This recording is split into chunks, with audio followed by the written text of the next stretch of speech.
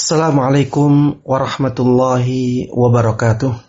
Alhamdulillah, wassalatu wassalamu ala rasulillah wa ala alihi wa sahbihi wa man tabi'a hudah. Kaum muslimin dan kaum muslimat yang saya cintai karena Allah, khususnya anggota GIS Grup Islam Sunnah yang semoga dirahmati dan diberkahi oleh Allah Subhanahu wa ta'ala. Pada kesempatan yang berbahagia ini, kita akan bersama-sama mengkaji sebuah kitab yang sangat bagus yang ditulis oleh Syekh Al-Albani rahimahullah, yakni kitab Sifat Salat Nabi, atau sebagaimana judul aslinya Sifatu Salatin Nabi sallallahu alaihi wasallam minat takbiri ila taslim ka'annaka taraha. Sifat salat Nabi mulai dari takbir sampai salamnya seakan-akan Anda melihatnya. Baiklah, kita lanjutkan kajian kita. Termasuk di antara sebab dikarangnya kitab ini, ya, sebagaimana disebutkan oleh Syekh Al-Albani sendiri dalam kitab ini, adalah ketika itu beliau mengajarkan kitab hadis yang namanya At-Targhibu wat-Tarhib. Dan beliau di kitab itu menjelaskan tentang keutamaan-keutamaan salat. Ketika beliau mengajarkan kitab tersebut, beliau melihat, ya, salat ini keutamaannya sangat tinggi. Akhirnya beliau tertarik untuk menulis kitab yang menjelaskan khusus masalah salat. Tapi ketika beliau melihat kitab-kitab yang lain, ya, beliau mendapati kitab-kitab tersebut kebanyakan berkaitan dengan mazhab tertentu. Kitab-kitab tersebut tidak mengambil kebaikan dari mazhab-mazhab yang lainnya. Dan di dalam kitab-kitab tersebut banyak hadis-hadis yang lemah. Akhirnya beliau menyusun kitab ini. Kitab yang mengumpulkan hadis-hadis tentang salatnya Nabi Muhammad sallallahu alaihi wasallam, dan beliau mewajibkan kepada dirinya untuk menyebutkan hadis-hadis yang sahih saja atau yang bisa dijadikan sebagai sandaran hukum. Dan beliau bertujuan mengumpulkan, ya, kebaikan dari seluruh mazhab. Seluruh mazhab yang ada ini kebaikan-kebaikannya dikumpulkan beliau dalam kitab ini. Makanya beliau dalam muqaddimahnya, ya, mengkritisi mazhab-mazhab tersebut. Mengapa tidak mengambil kebaikan dari mazhab-mazhab yang lainnya? Kenapa harus mengkhususkan pada mazhab-mazhab tertentu saja? Kenapa tidak mengambil mazhab yang lain? Seakan-akan mazhab yang lain itu adalah syariat lain.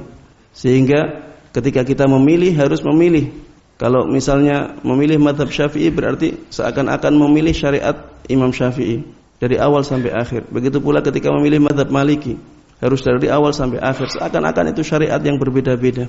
Ini dikritisi oleh beliau dalam muqaddimahnya. Kemudian beliau menyebutkan, ya, perkataan-perkataan para imam mazhab yang mereka melarang untuk bertaklid kepada mazhab-mazhab para imam tersebut, ya. Perkataan-perkataan para imam mazhab agar mengikuti as-sunnah dan tidak mengikuti perkataan-perkataan pendapat-pendapat mereka yang menyelisihinya. Ini perkataannya sangat banyak, ya. Beliau sebutkan perkataan Imam Abu Hanifah, "Idza shahhal hadits fa huwa madhhabi." Apabila sebuah hadis terbukti sahih, maka itu adalah mazhabku, pendapatku. Perkataannya yang lain, "La yahillu li ahadin an ya'khudha biqaulina ma lam ya'lam min aina akhadna." Tidak halal bagi seseorang mengambil pendapat kami selama dia tidak mengetahui dari mana kami mengambilnya, dari mana sumbernya, mana dalilnya. Kalau tidak tahu, maka tidak boleh mengambil perkataan Imam Abu Hanifah. Begitu pula perkataannya yang lain, ya, "Haramun 'ala man lam ya'rif dalili an yuftiya bi kalami."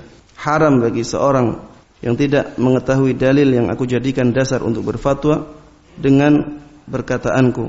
Kalau tidak ada dalilnya, tidak tahu dalil perkataan Imam Abu Hanifah, maka tidak boleh berfatwa dengan perkataan Imam Abu Hanifah. Fa innana bashar naqulul qaul al-yawm wa narji'u anhu ghadan. Karena kami adalah manusia, hari ini berpendapat dengan satu pendapat, besoknya bisa berpendapat lain. Intinya banyak perkataan Imam Abu Hanifah yang melarang para pengikutnya untuk mengikuti mazhabnya dengan buta, bertaklid buta. Harus tahu dalilnya. Imam Malik juga demikian, ya, disebutkan perkataan-perkataan Imam Malik oleh Syekh Al-Albani rahimahullah dalam muqaddimahnya, "Innama ana bashar ukhti wa usib." Sungguhnya aku adalah manusia biasa yang bisa salah, bisa benar. Fanzuru fi ra'yi, maka lihatlah ya dalam pendapatku. Kullu ma wafaqal kitab was sunnah fakhudhuh. Setiap pendapatku yang sesuai dengan kitab dan sunnah maka ambillah. Wa kullu ma lam yuwafiqil kitab was sunnah fatrukuh. Dan setiap pendapatku yang tidak sesuai dengan kitab dan sunnah maka tinggalkanlah.